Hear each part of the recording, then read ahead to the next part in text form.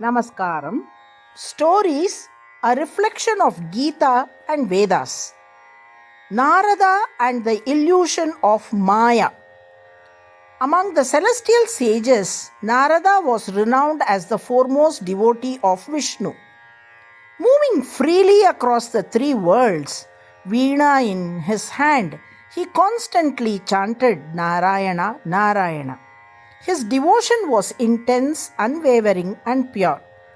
But devotion, when subtly owned, can give birth to pride. One day, a quiet thought arose in Narada's mind. Surely no one equals me in devotion to the Lord.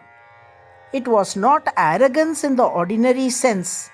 It was refined, almost invisible, the ego of spiritual attainment.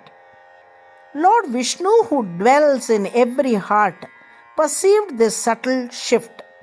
Out of compassion, not displeasure, he decided to remove this trace of ego from Narada's mind. Narada visited Lord Vishnu, and Lord Vishnu smiled gently and said, "Narada, I am thirsty. Please get me some water." Eager to serve, Narada immediately set off towards a nearby village. As he entered the village and knocked on a door to ask for water, a beautiful young woman opened the door. The moment their eyes met, something unfamiliar stirred in Narada's heart. The ascetic who had roamed detached through the cosmos felt a new emotion, an attraction. He forgot the water, he forgot the Lord, he forgot his mission. Conversation led to affection, affection led to marriage. Years passed by. Narada became a householder. He had children. He worked in the fields. He built a home. He experienced joy, anxiety, hope, fear, attachment, the entire tapestry of worldly life. 12 years passed by. He was no longer the wandering sage. He was a father, a husband, a man bound by love and responsibility. Then disaster struck. A terrible flood engulfed the village. Torrential rain destroyed homes and swept away everything in their path. Narada tried desperately to save his family. He carried one child in one hand and held another by another hand while his wife clung to him. But the current was merciless. One child slipped away. Then another also got drowned. Then his wife was torn from his grasp. Narada cried out in unbearable grief. His heart shattered. All that he loved was gone. Exhausted and broken, he collapsed. Suddenly, he felt a gentle touch on his shoulder. He opened his eyes. Before him stood Lord Vishnu. With serene compassion, the Lord asked, "Narada, where is the water? I have been waiting for half an hour." "Half an hour?"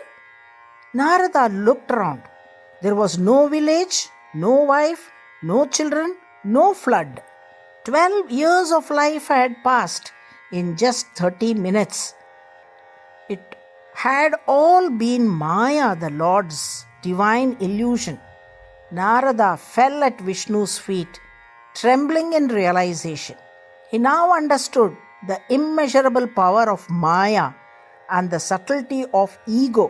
His pride dissolved completely.